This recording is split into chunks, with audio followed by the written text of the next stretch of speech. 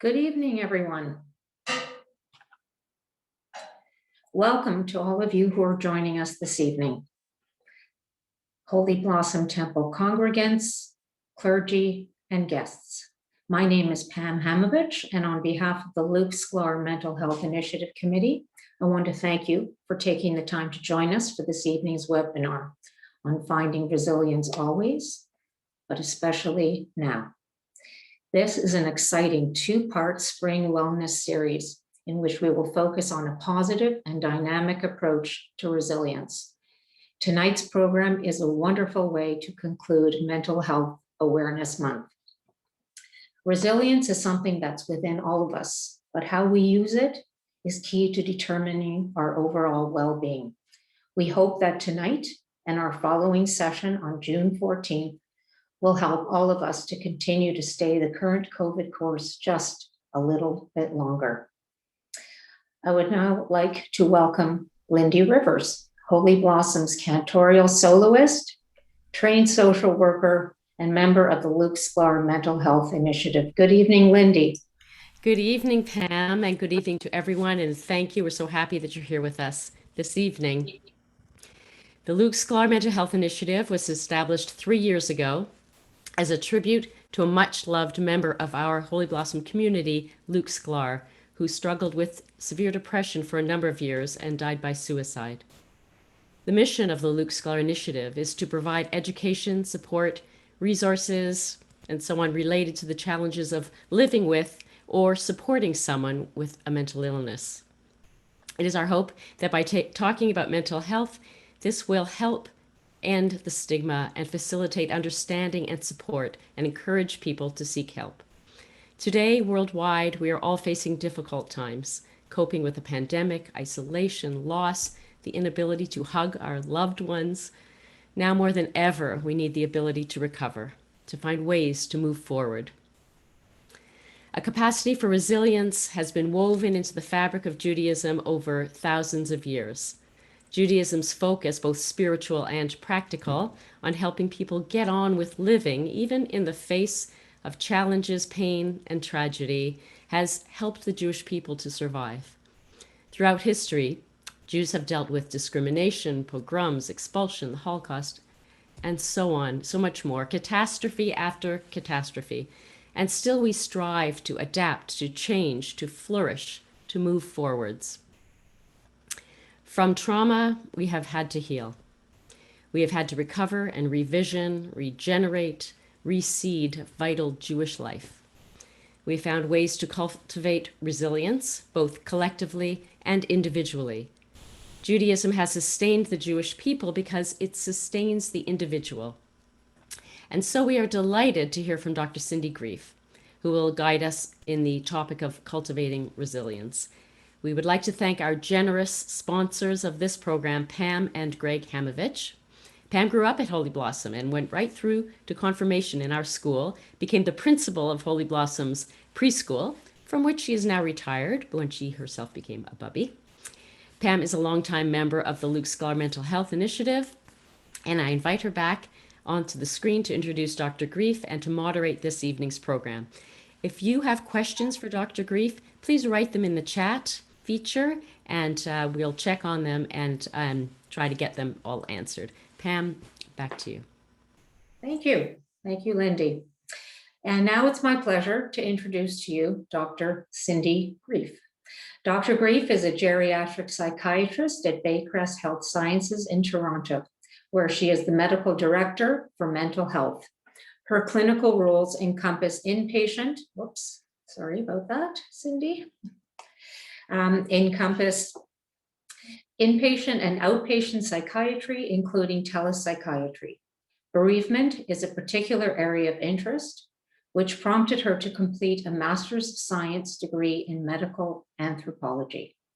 Dr. Grief is also a graduate of the Center for Faculty Development's Education Scholars Program, University of Toronto, and has been active in postgraduate and continuing education.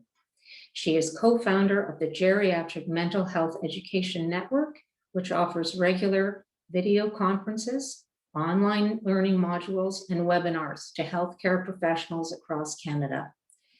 Dr. Grief is also part of the Fountain of Health National Leadership Team, an initiative that promotes optimal aging and brain health.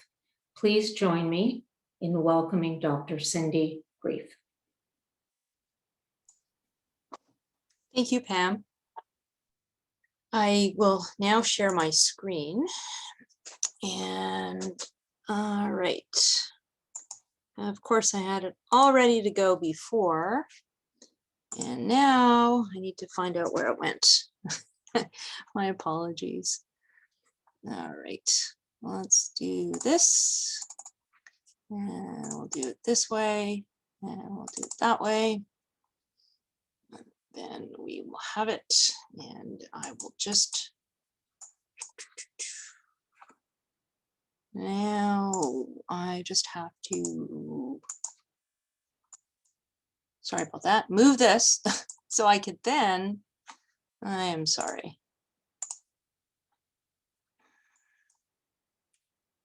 Slideshow from the beginning. The only issue is we need to increase it. Okay. Now, can you see that? Can people see it, the talk? Pam, can you see the talk? I don't see. No, I You see need to actually open the PowerPoint right now. we're just seeing your inbox. Oh, you're just seeing my inbox. Yeah. Oh, You okay. need to open the document. All right. Well, we know it's there because we've seen it all. Yep. So don't panic, everybody. Okay, I'm going to do it a different way. All right. Sorry, let me just, now the challenge that I'm having is the bar at the top is in my way. Okay, I'm going to stop sharing and I'm going to do it again. And we will get it done. It's never happened to me before. There we go. Resume slideshow. How's that? Can you see it? Now, can you see it? Can somebody? It's not sharing yet. It's not sharing yet. Okay. Have you clicked on share screen? I have. Let me just do it again. Okay. Then- There we go. Multiple copies. This one is going to work. I know it. Got it. You're Okay. good to go. I am, except I have to make it big now. All right. Now, I can't. I'm so sorry, everybody. All right. I do a lot of talks, really. I do. Slideshow from beginning. Can you see? Perfect. You can really see it I because it can looks really see it. bizarre. Yes, it looks perfect. Yeah. It does. Okay. Well, we'll just go with it. Doesn't look perfect to me, but anyway, thank you and good evening, everybody. I really appreciate the invitation, and it's an honor to participate in the Luke Scar Mental Health Initiative. By the end of this talk, I'm hoping that you'll be able to have an understanding of the definition of mental health and resilience. And there's really been a growing emphasis on mental health and wellness, but the question is why? What does it all mean? And specifically, what's the rationale for this emphasis? And during the course of the talk, I'm also going to be sharing some practical tools that I hope you'll find useful and relevant. A disclaimer, first of all, that I'm a psychiatrist. I specialize in working with older adults, as you've heard, and it's my job to diagnose mental illness. And sometimes I prescribe medications. The skill, though, is knowing when to prescribe and when to actually reduce and stop medication. And during the course of my work, I ask people about their, how well they're sleeping, and, I ask them about their appetite and how poorly they feel. But there's a lot more that I do. And clinicians, especially geriatric psychiatrists, are trained to be holistic in their approach. And by that, I mean considering the importance of all spheres of function. And that includes the biological, but also the social, the psychological, the spiritual, the cultural. And that's why I also value working as a team, because it also increases those perspectives. So for the talk tonight, though, I'm not going to be talking about depression and negative health outcomes, but I'm going to be focusing on mental health. And that's not simply the absence of depression, but according to the World Health Organization, this is a good definition, it's a state of well-being in which an individual realizes his or her own potential, can cope with the normal stresses of life, can work productively and fruitfully and is able to make a contribution to his or her community. A little over 20 years ago, the person on the left is Martin Seligman. And some of you may have heard of him. He wrote this book and others on happiness. And in his book, he quotes, for the last half century, psychology has been consumed with a single topic only, mental illness. And Seligman urged psychoanalysts and psychologists to focus on improving normal life. And the interventions he spoke about really take on a support positive psychology. And he meant this for, I guess you could say, the masses. So not, patients but just regular people, and in order to enhance happiness and well-being. And happiness is a thing, and it's being studied. And this is a Time magazine from some years back. And at first I thought this was a joke. Proposal to classify happiness as a psychiatric disorder. It's a paper from the early 90s, and the author points out that happy people can be unrealistic and irrational. And if you stimulate people's brains, it triggers happy effects. So you can Google this if you're interested. I thought it was interesting. But what is, kidding aside, at Yale, one of the most popular courses ever taught, at least at Yale, which has been going on for a few centuries and more, but I think it may even be the most popular course ever, which is about well-being and happiness. So it's really striking a chord now. Which brings me to positive psychiatry. And so beyond just mental illness, it's really trying to understand well-being through assessment and prevention. And this is just to show you that the word is spreading, and the approach is looking at the neuroscience of mental health and the science behind well-being and resilience, and applying interventions to everybody, even including those with mental health issues. So that's all great, talking about positive psychiatry. But the fact is that the pandemic has taken a toll on everyone, and there are many sources for stress to contend with. So it's affected how we've been able to connect with others, right? Friends and family. It's affected how we work, our routines. If you're a caregiver, it's going to be making that difficult too. Simple things like not being able to get your haircut and going shopping as you wanted aside. So it's disruptive, and it's felt never ending.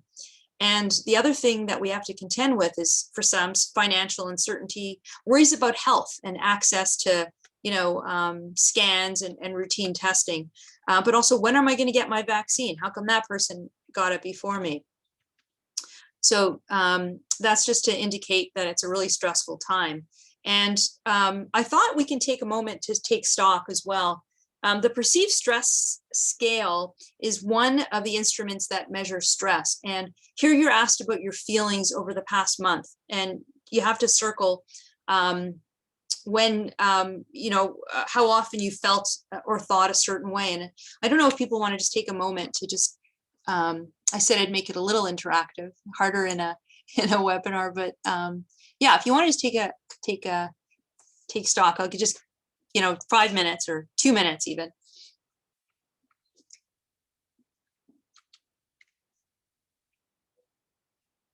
I'll give it a literal minute. I have a stopwatch.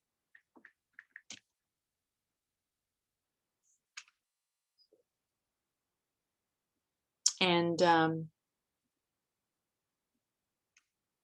we're not going to do anything with this, by the way. I just wanted you to take stock.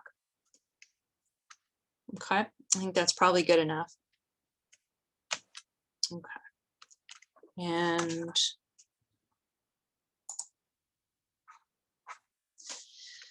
all right, my screen sharing has paused. Resume share.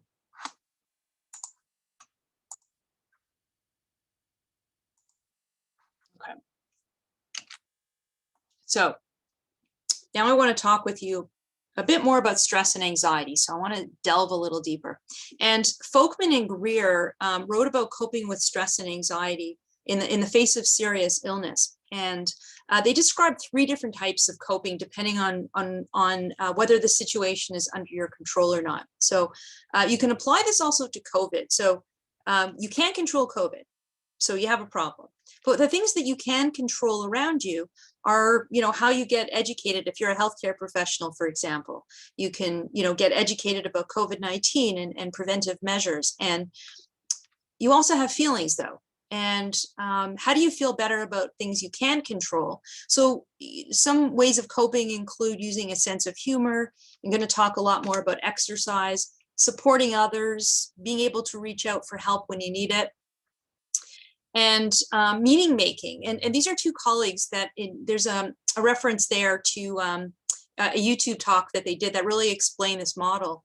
But the idea about meaning is when you can't escape the situation, how do you find meaning and purpose and value in your life? And faith and acceptance are very relevant concepts here. So if we have a problem, how we think about it is going to affect our emotions and our feelings and then our behaviors, our actions, and they're all intertwined. So for example, if you live alone, you could say you have a problem, I'm all alone. Many people will feel sad. And when you feel sad, you might, withdraw, and it becomes a vicious cycle as you get, more sad. But you can take an action. You could say, I'm going to go for a walk, or you can talk to a neighbor. And you can see the outcome is going to be different. And this is the underpinning of cognitive behavior therapy, which I'm not going to go into, but it becomes a place to intervene if you become aware of your thoughts. And how you've coped over the past year with stress, I'm curious about. And when we have our discussion, maybe we'll have a chance to hear. But there are different things that work better for people. So that could be walking, exercise, yoga, getting together with friends on Zoom, watching Netflix, watching sports. And I'm assuming that nobody here is a huge hockey fan, or they wouldn't be at this talk, but that's who I'm rooting for. At Baycrest, we have a virtual day hospital program, and we use some of the models that I'm going to share with you now. So just a bit of theory, but it gives you context and grounding, and you'll see where I'm going with it, because I want to give you something that you can sink your teeth into.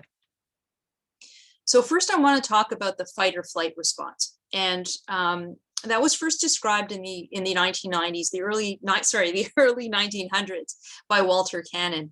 So basically, when an animal is, humans included, is faced with a threat to their survival, there's a physiological response that gets triggered by this threat, and the stress response is a natural reaction, and the body gets prepared to either literally fight or flight.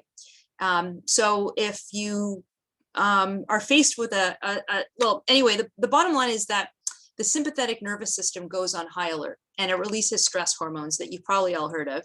I don't want to get too technical, but adrenaline, cortisol, and you want to focus all your resources on fighting that saber-toothed tiger, and you won't be able to concentrate on anything else. So that's going to include hearing, learning anything, digesting your meal. You're just so focused to either attack or run and survive. And I'm not going to go into this, but the point is that it's complicated and elegant, and it's like a thermostat. There are feedback loops and all that.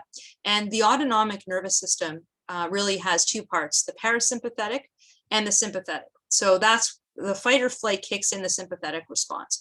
So when you're relaxed, it's the parasympathetic nervous system that's running the show. And this is really important. So the model that I want to share with you, this one was developed by Professor Dan Siegel.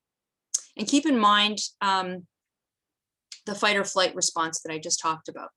So the essence is that we all have a green zone, and that's where you're not too aroused or alert, and you're not not numb. So you're just right. And people that have had, trauma, or you're incredibly sleep deprived, or a lot of stress, that kind of optimal zone is going to be a lot narrower. And in the bottom zone, the hyperarousal zone, that's when the saber-toothed tiger attacks you. And instead of running or fighting, you just kind of freeze, sort of the deer in the headlights thing. And so you'll be numb, and you can also feel shut down, dissociated, depressed, flat. And so the hyperarousal, just to get back to again, so nowadays we don't have a saber-toothed tiger, we have stress. So what happens when you're stressed, and we have a lot, as we talked about, your nervous system is in overdrive. And these are some of the things that the tension that needs to get discharged, this is how it might manifest. So you could be irritable or anxious. We're going to come back to the window of tolerance model in a few minutes. But I thought we could talk a little bit about stress. And it's a whole area of study in and of itself. The Center of Developing Child at Harvard University has classed stress as positive. So that's where you're a little anxious, like maybe giving a talk. Or you could have tolerable stress, and that's where, I mean, the stress could be significant, but it's offset by your relationships, or it's temporary. You see the light at the end of the tunnel. And then there's toxic stress that's ongoing, intense, and you can't see the end of it. And what can happen is it can become chronic, and this is bad because it causes a lot of wear and tear on the body. Things like high blood pressure. Studies have been done in caregivers of people with of Alzheimer's, and it can delay wound healing. This is not an exhaustive list. There's a lot here, but I'm just distilling it for this one slide. Basically, stress, chronic stress, is bad for the brain, and the hippocampus is one of the seats of memory. So that's why your concentration can get affected when you're under a lot of stress. So resilience is the ability to bounce back or even grow in the face of adversity. And there are some factors that are associated with resilience and the ability to manage stress, which in part can be genetic, or it can be shaped also by life experience of life. If you keep getting knocked down, it's going to be harder to be resilient. And again, the window of tolerance model, getting back to that, so your green zone is going to be narrower if you've had a lot of trauma and negative life experiences. But the following factors have been associated with resilience. So positive emotions and optimism, having a flexible style, so not thinking of things as black and white.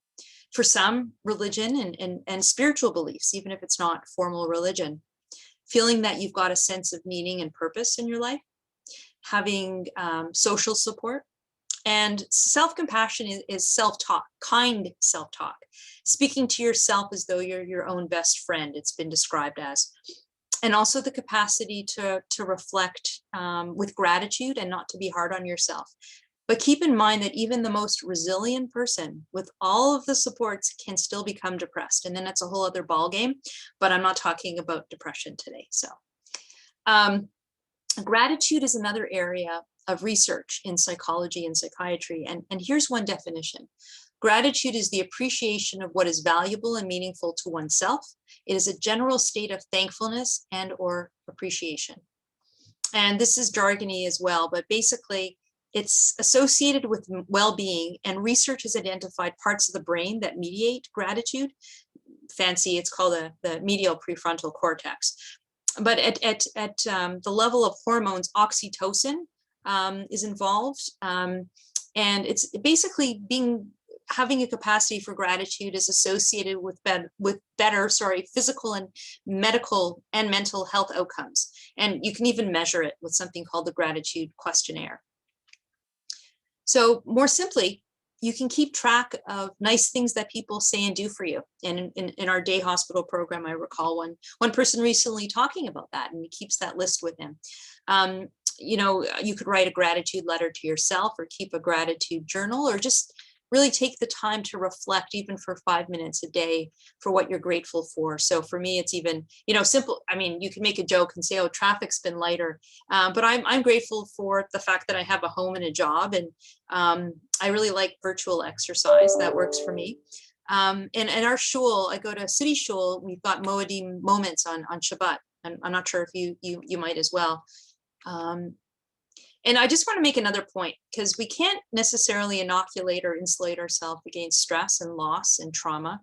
But that's okay, because you can still be resilient, and you can still have something called personal growth and in the face of trauma. And this is also an area of research.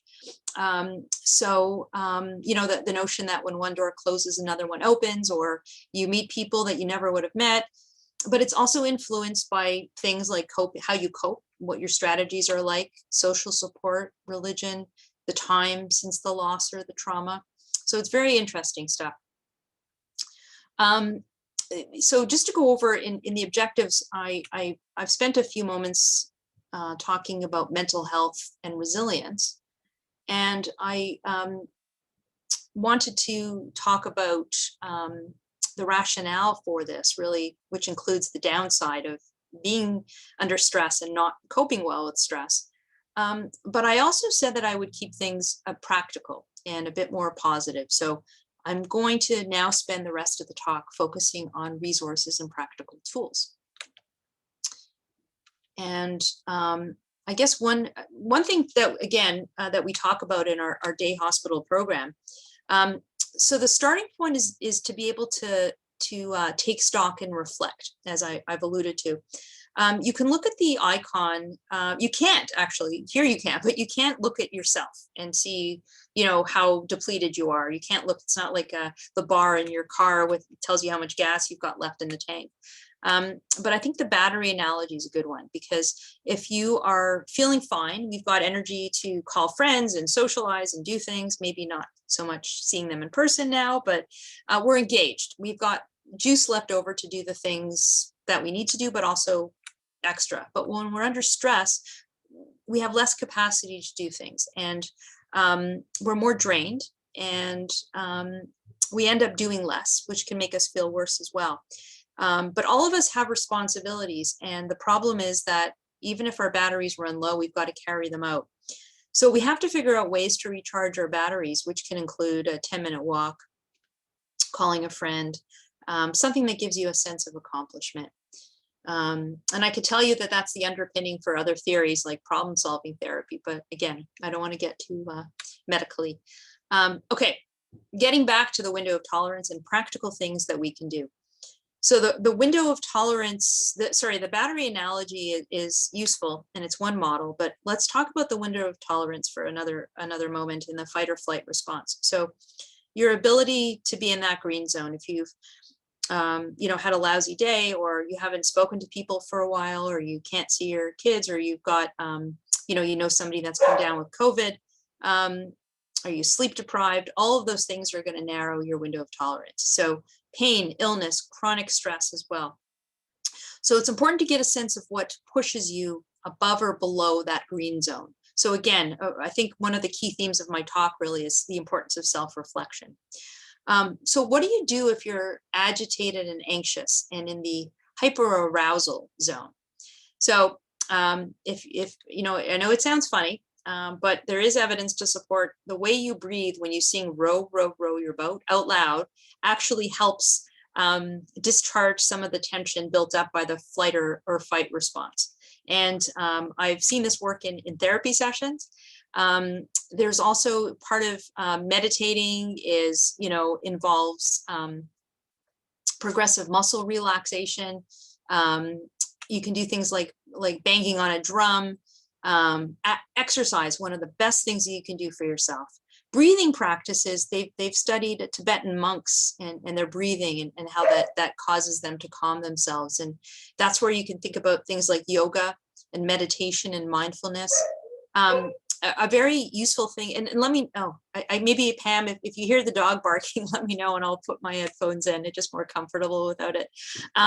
So here's another funny one that really works.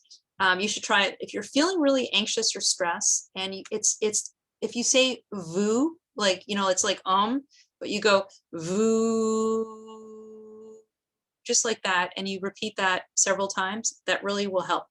And the long out breath. So when people start hyperventilating and breathing in quickly, it's the long out breaths that are going to help calm you. And the reason is it resets your nervous system and brings you back to the parasympathetic zone. And that's why I explained the theory. And apparently also going like this, like that helps. And I work closely with Janet Murchison, who's an occupational therapist, but she also runs our mindfulness-based stress reduction program at Baycrest. So that's why I share those things. But here's a practical tool. And some of you may have heard of box breathing, and it's so named because you form a box when you breathe. So you breathe in for 4 seconds, you hold your breath for 4 seconds, you breathe out for 4 seconds, and then you hold your breath for 4 seconds. And that's a way to regulate your breathing. And it's another tool to shift you from the sympathetic activity to the parasympathetic, which will lead to calmness. But another way to reduce hyperarousal is actually very interesting, and it gets back to what I was just explaining about the VU and the long out breath. So what you do is you breathe in for 4 seconds, you hold your breath for 4 seconds, and then you breathe out for 6 seconds, and you just hold your breath for 2. So it's the long out breaths that really work. So if you're down, shut down, and numb, so now you're not hyper aroused, but you're hypo-aroused, sluggish, you just want to lie in bed. How do you get back up to that optimal level of arousal? So you can do a few things. You can increase your arousal by smelling something that will stimulate your senses, or eating something chewy or crunchy, something sour. You can wash your hands or massage your hands, or use a stress ball or a squeeze ball, or sit at your desk and feel the soles of your feet on the ground. And you can also try this. So for 5, you look around the room and you name 5 things that you can see around you. So I can see a picture and a lamp, and it just slows you down and grounds you. You can also focus on 4 things that you can touch, like, well, I can touch my computer, or you can touch your hair. And you can name 3 things that you can hear around you, or 2 things that you could, smell right now, and 1 thing that you can taste. And what's interesting is that orienting to the world around you can bring you back from a hypo-aroused state, but it can also calm you when you're hyper-aroused. So that's a really good one. So Pam also mentioned the Fountain of Health. So this is a link to it. You can just Google Fountain of Health. And if you go to the website, you'll find very practical tools. And I'm involved with it. And it's a not-for-profit organization, initiative really, that promotes mental health and wellness. And it has tools that you can get from the website, but also there's an app that you could use. And the icons represent 5 spheres that are important for mental health and wellness. And there are other ones that aren't included here, like nutrition and spirituality, that are recognized as well. But the key is there's a lot of evidence for this. And so I'm just going to share a little bit of evidence with you. So positive thinking, if you talk about aging, because I'm, as I mentioned, a geriatric psychiatrist, if you have a positive attitude towards aging, for example, well, it seems that it increases your life expectancy by 7.5 years. And if you don't smoke, your life expectancy goes up by 3 years. So it's very, very powerful. And again, it's a hot area of research. Becca Levy does a lot of this research. So positive thinking also encompasses gratitude and self-compassion. And Dr. Kristen Neff does a lot of work in that regard. So I put up her website as well. But a very big sphere that I think we should talk about relates to social activity and relationship, because that's extremely relevant right now. And just as a funny aside, this is stock footage. But when I was looking up older person with friends, I found that picture, and then I found another picture. So he's like in a completely separate picture. So he must be famous or popular and under images anyway. So social connectedness helps moderate the effect of stress, as do positive relationships. So it reduces anxiety and depression as well, and possibly even lowers the risk of developing dementia. And so if you can imagine, this gentleman gets together with his walking group.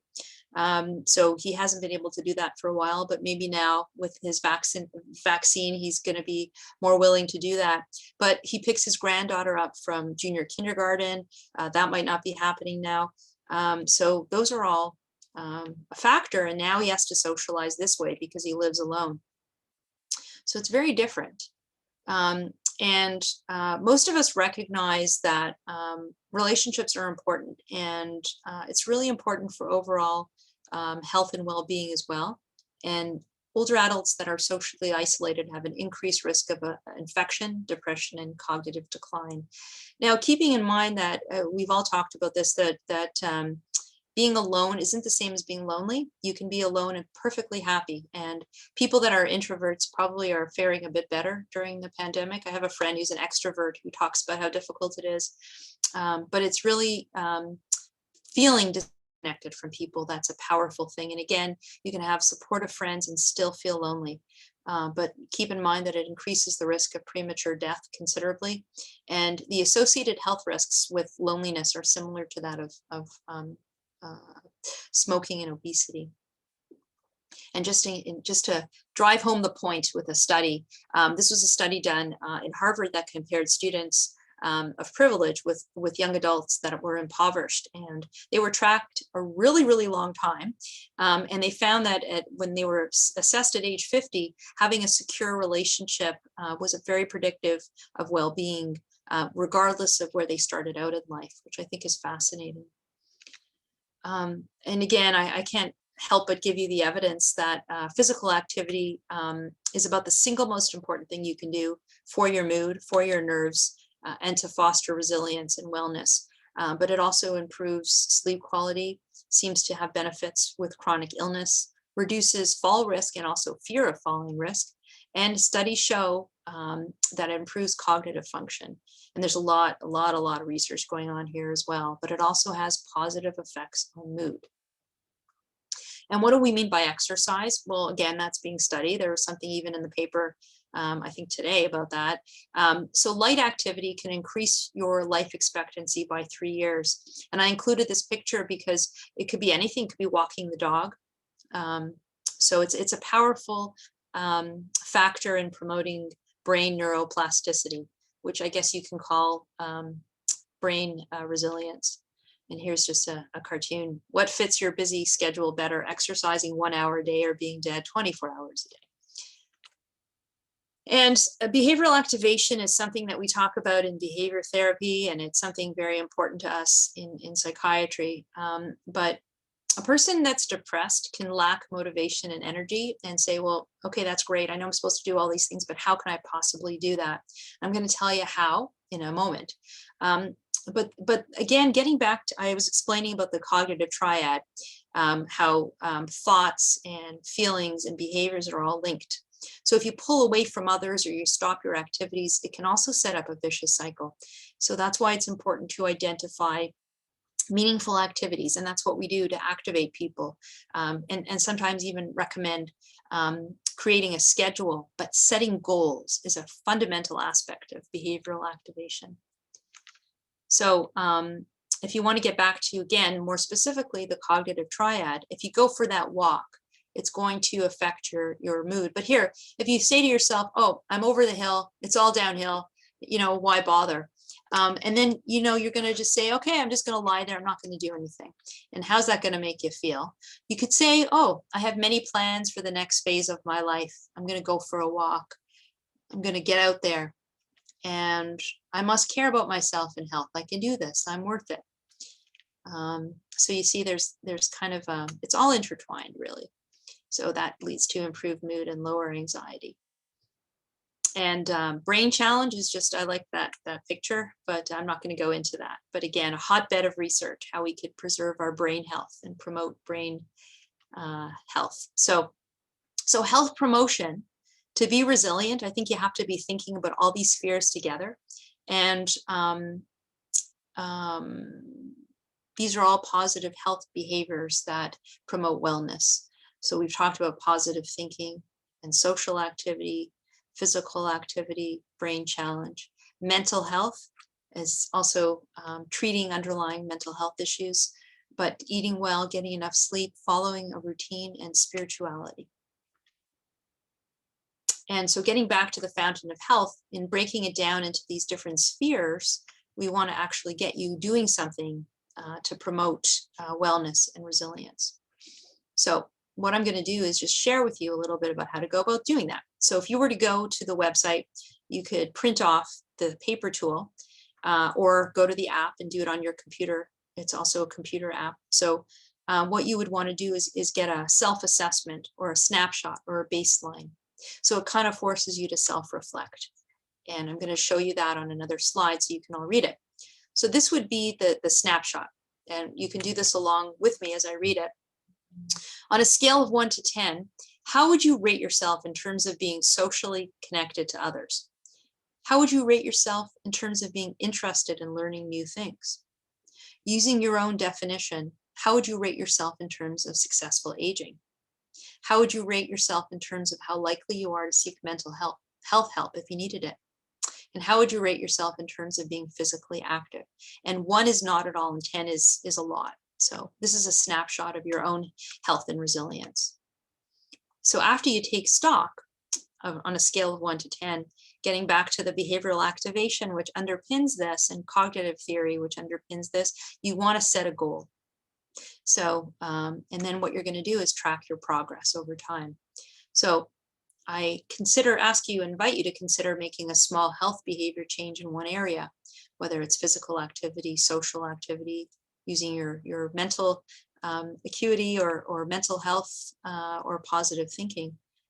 And so really, really important piece of this talk is setting a goal. And it seems like a small thing. What concrete, it has to be, so this an acronym is a goal has to be a SMART goal. And I don't know, some of you may have heard this before.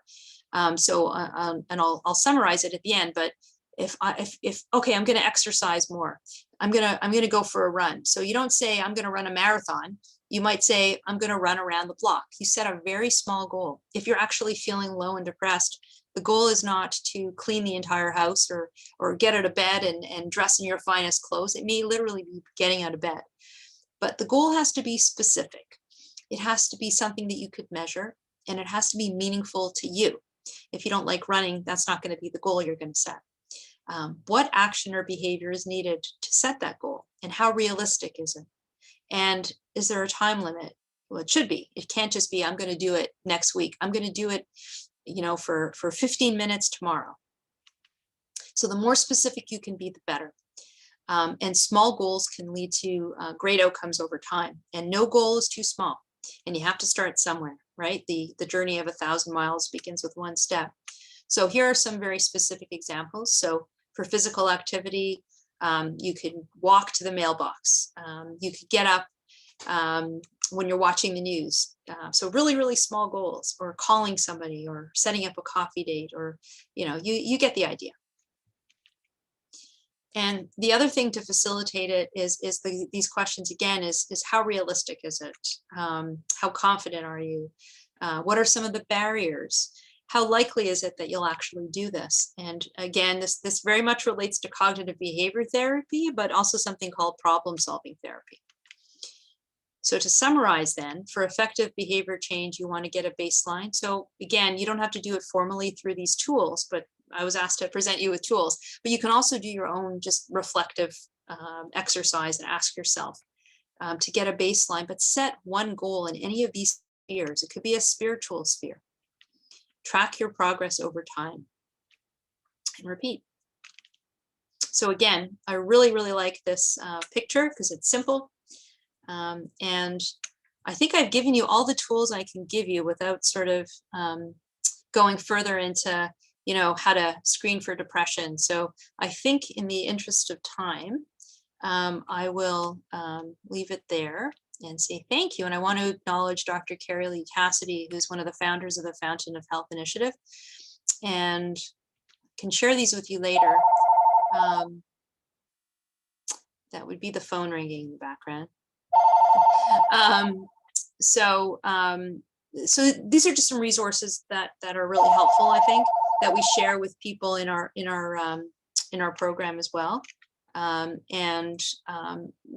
Mindfulness, I think you're going to hear a bit about it next week or whenever you do the next session, but here are some other free mindfulness apps. There are other ones that cost money, but these are reasonable. I don't get a percentage or anything, but it's a burgeoning industry.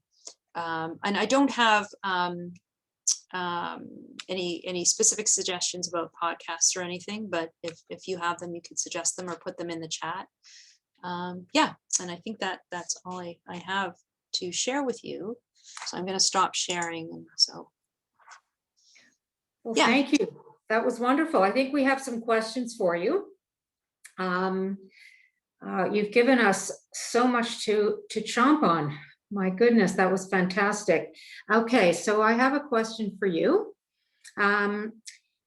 Someone is saying that I read an article in the Toronto Star a few weeks ago that said people who are working from home now are getting more emotional and more, the word is stupid, because the part of the brain that's responsible for planning and organizing takes a back seat to that part that's taken over by the fight or flight response. What do you think about that?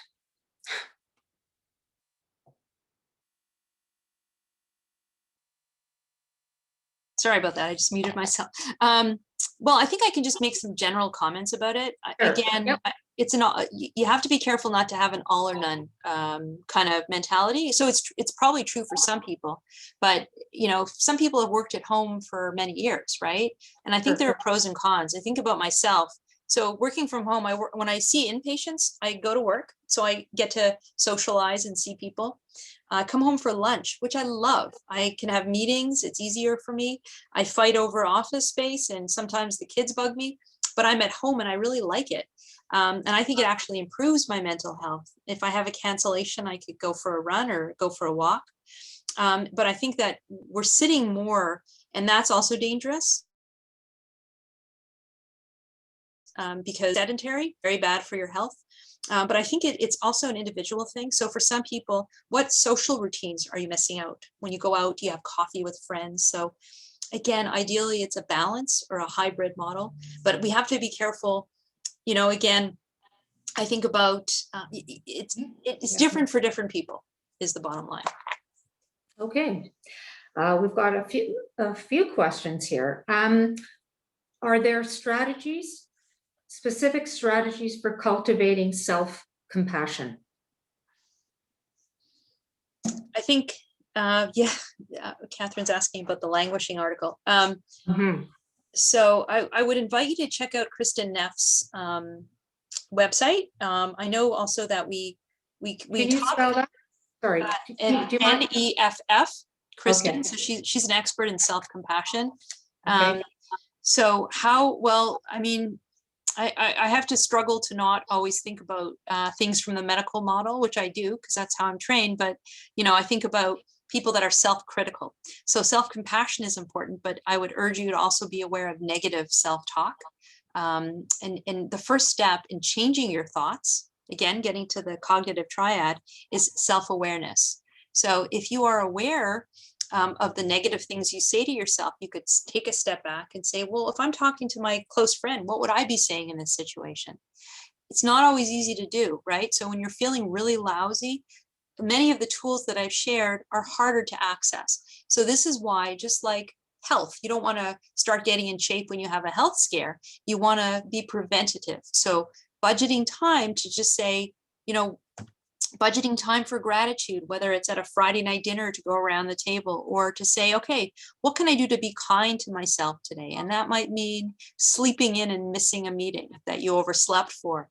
It's just practicing being aware of it. Okay, thank you. A few people want to know if they can just get a copy of the resources that you just put up on the screen in your last. Yeah, I think I'll give you some variation or just focus on the resources in the coming few days. Yeah. Okay, we can send that out to all the participants as well. Okay, that's great. I'll wait till you write that down. Okay, I have another question for you. There's often a perception that others are handling the current COVID situation better than oneself. Do you think social media contributes to this feeling, or are people in general hesitant to admit that they are struggling? I think both. I'm aware of, given my age, I didn't start out being an avid user of social media, but I do consume media, and I'm aware, just thinking about the political situation and how social media has had a detrimental effect. On the other hand, it's had a positive effect in maybe helping people with mental health issues. It's a human thing to compare. You think Sure. As a psychiatrist, you never know what's going on inside of people. So people can be, it looks like they have everything going for them, but you never know. So it's really important not to compare. It's really important to kind of take stock of what is it that I'm feeling that I'm not doing as well as other people. And the bottom line is it's been tough, and it's some people are okay one day and not okay the next day. But, I think that there's hope. And it's really, again, we getting to stress and the different kinds of stress. You can deal with stress if you feel that you're not alone, that you're understood and validated, and that there's a light at the end of the tunnel. Okay. Somebody also, as you saw, was asking for your opinion on the article that was in the New York Times regarding languishing.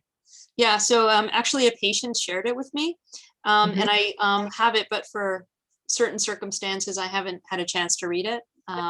Sure. I just started to skim it, and I thought, yeah, it's interesting, but it's not. I don't know if it's so useful for my day job, but as a concept and people reading it, I think it's meaningful. Okay, thank you. I hope that was helpful for. Okay, let me just see what. Someone here is suggesting, is recommending the Mindful Self-Compassion course from the Center for Mindfulness Studies. He just completed an 8-week, 3-hour-a-week course, which was extremely helpful, and the facilitators were excellent. So that's just some information for those participants. Someone else is asking if you have a friend or family member who is really having a difficult time, what can one do to help? I mean, you've given tools for how we can often help ourselves, but how do we suggest they rely on or try to find resilience? Helping others, yes.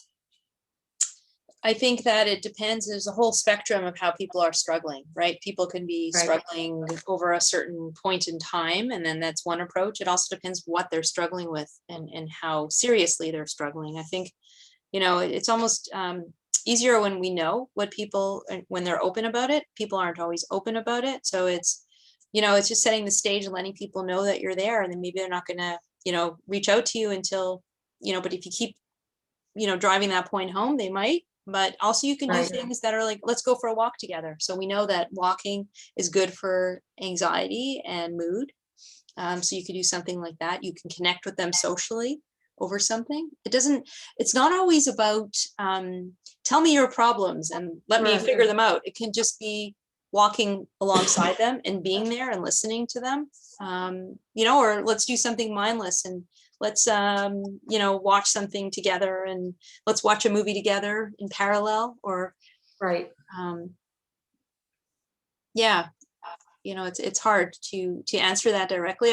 It's sort of interesting because I'm oscillating between two roles, right? Because when I do talks, I think about myself in my therapy role and what I recommend to people that are, have a particular thing. And now I'm trying to take a step back and just answer it as a non-therapist and what I'd recommend. So I'm sort of oscillating between those two. Okay, well, thank you.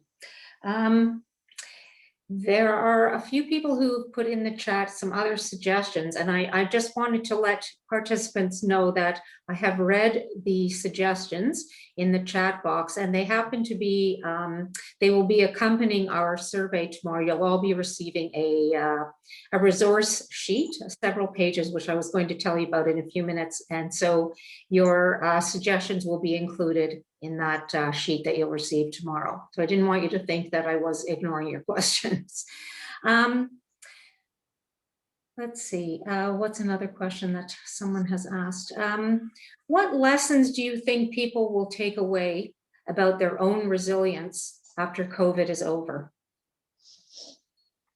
Well, human nature being what it is, I think it'll change profoundly some people that, I have a friend who was working as a lawyer and Mhm. has stopped, and now is getting a master's in education. So I think it's led to some taking stock and people realizing that their lives have been too busy and they want to make some changes. But it's been easy to make the changes when the whole world is slowed down. But I think that unless people are vigilant, I don't know that a whole lot will change. I think for some people, yes, other people, no. Yeah, I imagine that's often the case with a lot of things. Okay, we have another question here. I find that as much as I want to see friends, the conversation invariably turns to all the negative things we're dealing with COVID. I find I'm becoming more anxious and have started to ask friends to limit the conversations about COVID. Any ideas on how to make interactions more positive? I think a lot of people can agree with, have experienced those walks or talks or phone Right. calls. No, I've experienced that in my own situation as well, but I don't mind it because I like politics and news, and I'm not a conspiracy theorist, but I just find people how they process things fascinating. So but I suppose it's akin to when you go out with friends and you just talk about like illness and I don't know. I think people are processing and they need to talk about it. So I think it's not stopping them from talking about it, but you can play a game with yourself and say, okay, I'm going to practice changing the topic and see how do I get them from that to something else and try to do that. Or you can set a limit. Setting limits work as well. I'm really feeling that it's bumming me out, all this discussion about COVID. Why don't we talk for the next 10 minutes about something positive? So tell me something positive. What are you grateful for? So, yeah. Okay, hope that's helpful.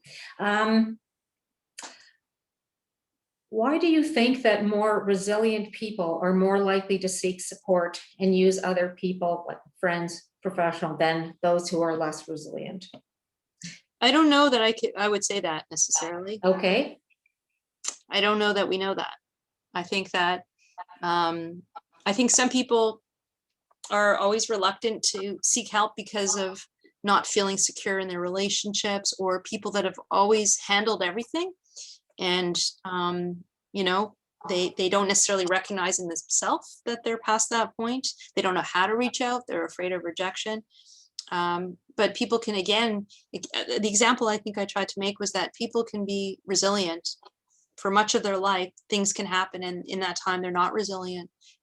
For example, if you get depressed. So, and there may be somebody that calls people. I'm making this up on the spot. You can have somebody that, calls people and demands a lot of time, and they're not very resilient. And then there's the person that never reaches out for help and reaches out in the time they need it. So, I don't know how to measure that. I think we could talk about what makes somebody resilient, what has helped in people cope with adversity, but I don't know that we could say that more than that. Okay. So one of the things that you alluded to at the beginning of your talk was that some people think of resiliency as the ability to bounce back after experiencing a traumatic event. Can one bounce back over time, or does one return sort of new and improved? I think resilience also means not giving up and putting one foot in front of the other. Resilience does not mean feeling great all the time. It just means not giving up. No, you're changed. I think if you've anybody that's faced exquisite loss, but there's also growth, right? And greater insight and greater sense of what's important to you, and maybe a greater ability to interact with people, being more compassionate towards others. It changes us, right? And then there's losses attenuate with time, but there's always, it's eternal, because there's always reminders and anniversaries and birthdays and holidays. That's another topic. I talk a lot about grief and bereavement. So I could talk more, but yeah. Okay. One more question. I think we have time for one more. Can you speak a bit about the resilience or not in Holocaust survivors? So Holocaust survivors have had incredible trauma, and there are individual differences. There are people that, have talked about their trauma, have not talked about their trauma. I'm just going to share this from different vantage points. What I see and what I've seen in my work as people have coped by keeping exceptionally busy, working hard, raising their family. And sometimes when people get older and those things stop, whether you're a Holocaust survivor or not, there are fewer distractions. And especially if you start to have short-term memory issues and the past becomes more prominent, that can be significant. The other thing that's happened with the Holocaust, I wonder about this too, there's a bit of a cohort effect. So there were other Holocaust survivors, experience is different. The COVID pandemic is something that we've all experienced as a cohort. Maybe that's going to help with acceptance and coping, but people are different. There are people that have had a tremendous loss and function better than somebody that's had one loss or a different kind of a loss. So there's so much we don't understand about people and resilience and coping, but it just to me means not giving up. All right. I think I don't think I see any more questions. Julie, do you see any more questions there? Otherwise No, I think we're good. Okay, so Dr. Grief, thank you so much for all your insights and your sage advice around resiliency. Well, we definitely know that life has brought us many difficult challenges, and you've reminded us that we do have a mental reservoir to help us through adversity and improving the way that we feel at any given time. I think you've also reassured us that our feelings are typical during what has been a really very atypical time in our lives.